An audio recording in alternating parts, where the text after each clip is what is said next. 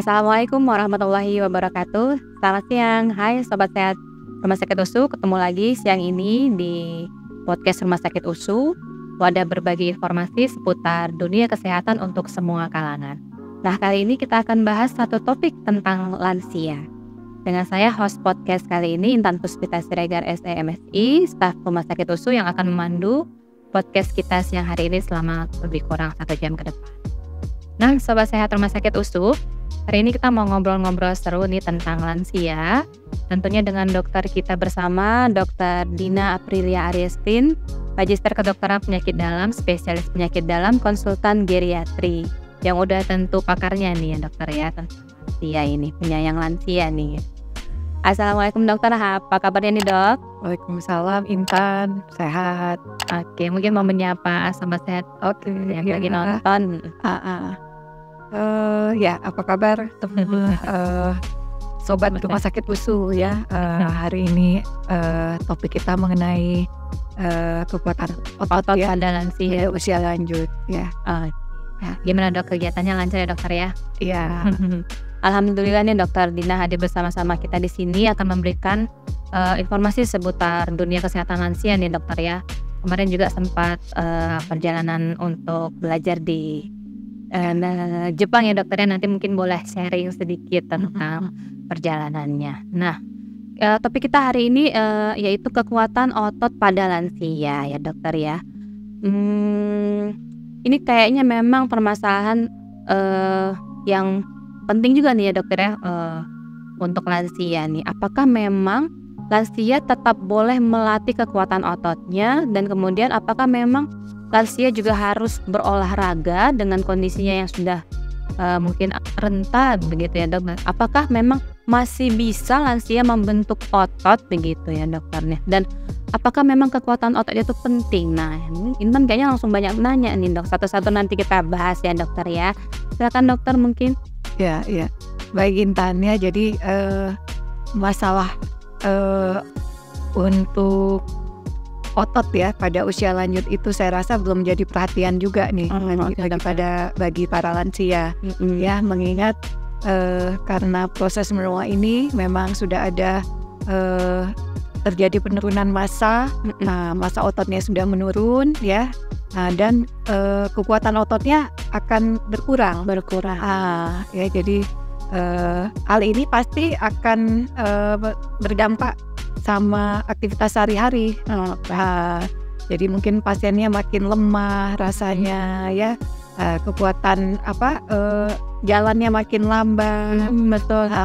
Ya, kemudian pada akhirnya dia nggak bisa melakukan aktivitas sehari-hari dengan baik. Yang biasanya dia normal ya, bisa jalan jauh bisa ya, atau mengangkat berat, angkat barang. Lama-lama karena masalah penurunan massa dan kekuatan otot ini akan nggak bisa lagi nih jadi masalah untuk kegiatannya gitu ya, akan mengganggu kemandirian pasien. Betul. Nah, kalau misalnya itu sudah terjadi gitu dok ya, berarti tadi pengurangan massa otot gitu ya dokter ya? Iya. Di rata-rata untuk lansia ini ya? Iya, istilahnya istilah medisnya sarkopenia. Ya. Ini secara umum diartikan sebagai penurunan massa ya, jumlah otot yang berkurang dan kekuatan otot yang berkurang. Kekuatan otot. Itu kalau sudah terjadi seperti itu bagaimana dokter penanganannya atau rehabilitasinya, terus bagaimana nutrisinya supaya bisa mengatasi itu untuk para lansia ini? Ya, jadi yang perlu diketahui sih sebetulnya penyebabnya dulu lah. Jadi kalau di tubuh kita ini ada proses menua. Ya, proses menua yang akan dialami oleh semua makhluk hidup ya, mulai dari manusia, hewan, tumbuhan ini akan mengalami proses menua ya. Jadi proses menua ini akan terjadi perubahan pada tubuh. Perubahan pada tubuh yang terjadi ini pada semua bagian tubuh kita ya, termasuk fungsi jantung, paru, yang spesifiknya otot ya, yang diskusi kita akan mengenai otot ya. Jadi untuk otot ini memang pada akhirnya akan menyebabkan kekuatan ototnya akan berbeda ya dibandingkan pada saat muda. Nah, memang kehilangan massa otot ini dari data ya didapatkan 3-5% ini setiap 10 tahun setelah usia di atas 30 tahun ini akan berkurang. Atas 30 tahun itu sudah mulai ya dokter ya. Ada nih Banyak sebabnya itu ya dokter ya. Iya, ya jadi dan fungsi otot ini sebetulnya banyak ya. Mulai dari untuk mengatur anggota gerak ya, kita jalan ya, kita melakukan aktivitas olahraga misalnya ya untuk membentuk postur tubuh juga ya. Kemudian juga untuk ada nih otot pernafasan. Betul. Itu kan kita perlu otot ya. Kemudian untuk pompa darah itu kan ada nanti otot jantung. Ya jadi ini akan berkurang juga fungsinya ya. Tetapi pada pasien usia lanjut kan juga selain masalah fisiologis tadi ada masalah kondisi penyakit. Banyak kondisi penyakit degeneratif yang diderita oleh pasien usia lanjut ya, seperti diabetes ya, hipertensi ya. Itu bisa jadi penyebab juga untuk penurunan Iya tadi ya, jadi ini masalah kondisi penyakitnya sendiri juga akan terkait ini dengan masalah penurunan massa dan kekuatan otot ya. Belum lagi nanti faktor obat-obatan yang dikonsumsi. Ini ada beberapa obat yang memang akan dapat menurunkan massa dan kekuatan otot. Iya, jadi memang ada banyak penyebabnya ya, banyak faktor ya dok ya. Pada akhirnya pada usia lanjut ini akan mengalami sarkopenia karena faktor-faktor tersebut. Nah, dok, untuk mengetahui massa otot yang normal atau tidak normal itu gimana dokter gitu? Ya, jadi memang ada beberapa pemeriksaan yang kita bisa lakukan ya. Paling gampang itu kita menggunakan hand dynamometer. Jadi ada alatnya. Kita di poligeriatri ada nih. Di poligeriatri ya. Rumah sakit USU ya dokter tentunya ya.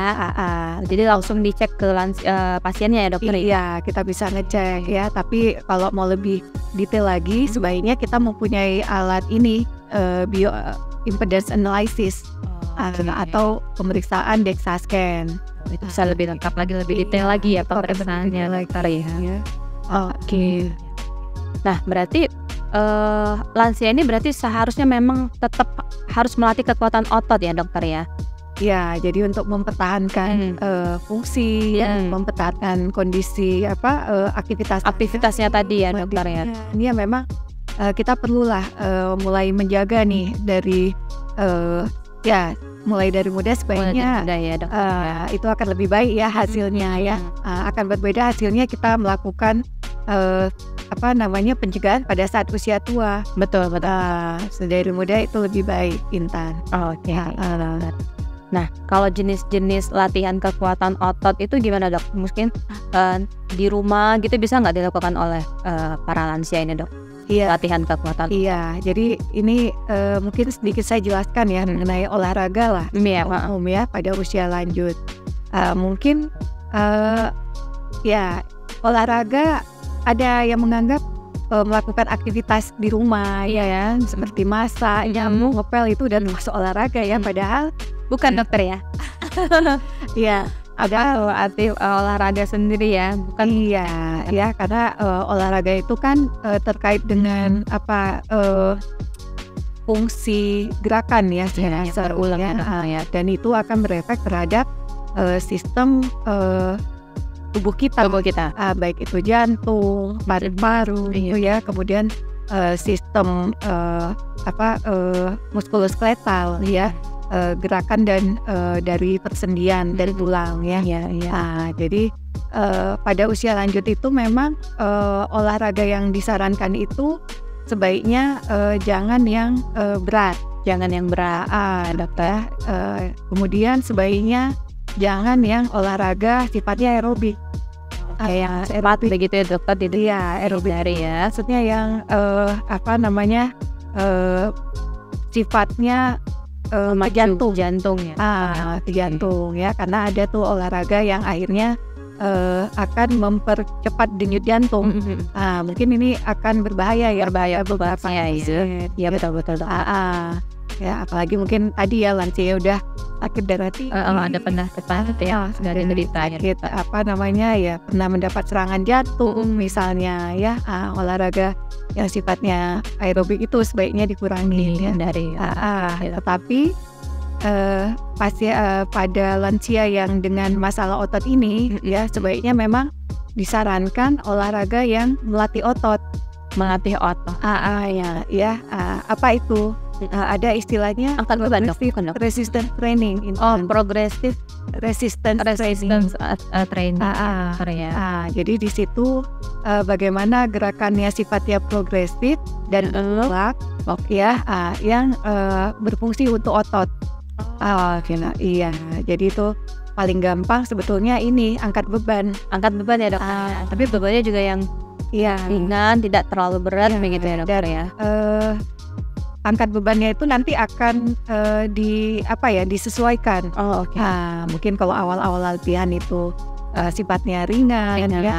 Tapi nanti semakin lama dilatih ditingkatkan ya dokter ya. Bisa ini nih ditambah ya. Tambah bebannya ya. Gitu dok. Mungkin di YouTube ada juga itu ya dokter. Apa tadi dokter nama ini? Progressive training. Progressive resistance training tadi ya. Bisa dilihat ya. Jadi gerakan-gerakannya itu bisa sambil duduk, bisa sambil berdiri ya. Dan itu akan sangat banyak fungsinya untuk otot ya. Jadi otot itu akan lebih mendapat dipertahankan ya massa dan kekuatan otot kekuatannya. Ini kayaknya penting ini ya. Mungkin kita belum paham ini ya jenis-jenis bagaimana tadi meningkatkan dan pentingnya massa otot tadi ya dokter ya. Nah kalau kita mengkonsumsi suplemen berbasis protein itu dok untuk lansia itu aman nggak tuh dokter? Supaya kan kalau untuk yang usia muda tuh ada ya untuk yang para yang suka olahragawan gitu ya untuk otot-otot. Kalau lansia gimana dokter? Iya. Jadi banyak ya sekarang suplemen ya. Susu yang tinggi protein. Tapi memang dari hasil penelitian memang susu yang mengandung protein itu terbukti memang dapat membantu meningkatkan massa otot juga ya. Jadi itu macam-macam ya. Udah protein itu ada lisin, leusin, macam-macam nanti itu banyak dijual ya. Dan dari hasil penelitian juga nih sudah ada ternyata akan lebih efektif lagi susu itu dikombinasikan dengan olahraga. Hasilnya akan lebih baik lagi. Jadi susu ini kan termasuk nutrisi ya.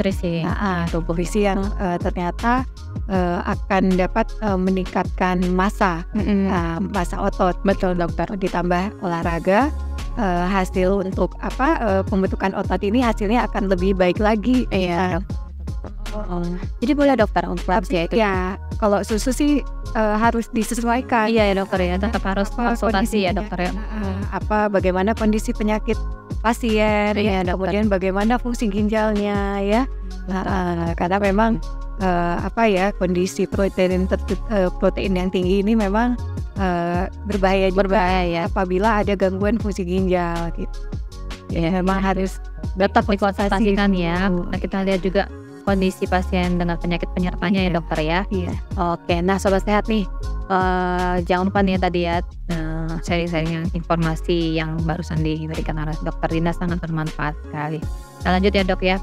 Nah tadi ada juga dokter bilang untuk yang fungsi jantung atau paru tadi ya dok. Nah ini jantung nih dok ya, paling penting juga untuk kemampuan otot jantung gitu dok. Gimana dok? Kemampuan otot jantung yang melemah itu ada nggak caranya untuk kita bisa mengatasinya itu dengan latihan-latihan tadi? Mengenai jantung ini memang untuk memastikan ya otot jantung itu kita perlu penilaian bagaimana sih pompa jantung misalnya ya. Tetapi itu mungkin akan lebih detail kalau kita bisa lakukan pemeriksaan ekokardiografi. Ekokardiografi itu akan kelihatan itu ya bagaimana struktur jantungnya ya. bagaimana nanti katup jantungnya juga, bagaimana nanti itu pompa jantungnya, apakah masih bagus atau tidak. Oh gitu ya. Jadi memang mungkin pada pasien yang sudah mengalami komplikasi ya, penyakit hipertensi ya, atau diabetes ya, atau penyakit katup jantung ya, memang itu akan berpengaruh terhadap otot jantung. Ya, ada nanti akan terjadi pembesaran dari otot jantung. Dan kalau seperti itu memang ya harus ditangani ya oleh dokter ya, perlu pemberian obat-obatan untuk mempertahankan fungsi jantung, Intan ya. Ini kita harus memperhatikan ya kesehatan lansia ini ya dokter, yang banyak yang harus diperhatikan. Untuk olahraga sendiri tadi dokter, itu biasanya atau sebaiknya berapa menit tuh dok untuk lansia ini? Apakah sama dengan usia produktif gitu, lama waktu mereka berolahraga gitu dokter? Lama waktu olahraga lama waktu olahraga lansia ini sekitar 150 menit, 2,5 jam per minggu. Per minggu? Per minggu, nanti bisa dibagi ya, apa mau seminggu 3 kali atau 5 kali. Oh gitu. Ya jadi misalnya seminggu 5 kali setengah jam misalnya, 2,5 jam ya, atau 3 kali. Itu nanti kita sesuaikan sampai mencapai 150 menit. 150 menit ya minggu tadi ya dokter ya? Iya. Tapi memang mungkin untuk olahraga pada lansia sebetulnya nggak cuman itu ya, Intan ya. Yang paling penting juga selain kekuatan otot ini, bagaimana melatih fleksibilitas. Apa itu dok? Kelenturan. Oh kelenturan. Oke. Yang mungkin udah berkurang ya? Iya, karena kan ya kalau udah usia ya dokter ya, lanjut bisa rasa gerakannya pun udah banyak orang. Iya betul ya. Sudah tidak lentur lagi ya. Jadi ini yang bisa dilakukan mungkin olahraga seperti berenang. Itu kan juga saya rasa banyak ya manfaatnya ya. Jadi nggak cuma untuk otot, jantungnya juga, pernapasan juga. Iya dokter, bisa bermanfaat untuk jantungnya, dan kelenturannya juga dapat. Oke. Ya. Not ini ya dokter ya. Nah, lansia aja tuh wajib berolahraga tuh sobat sehat, apalagi kita nih yang masih produktif ya dokter. Iya. Penting berarti nih olahraga ya dok ya. Oke dokter. Nah sobat sehat, udah banyak tadi nih informasi tentang kekuatan otot nih, penting ternyata untuk lansia. Untuk kita juga nih ya dokter ya, berarti dari sejak dini harus sudah care dengan kondisi tubuh kita nih ya dokter ya, harus berolahraga dan menjaga nutrisi gitu ya dokter ya. Nah boleh dong dok, ini kita mau tahu nih gimana kemarin pengalaman dokter perjalanan sekolah ke Jepang nih dok. Gimana dok kira-kira kondisi kondisi lansia di Jepang tuh gimana dok mereka dok? Iya Intan.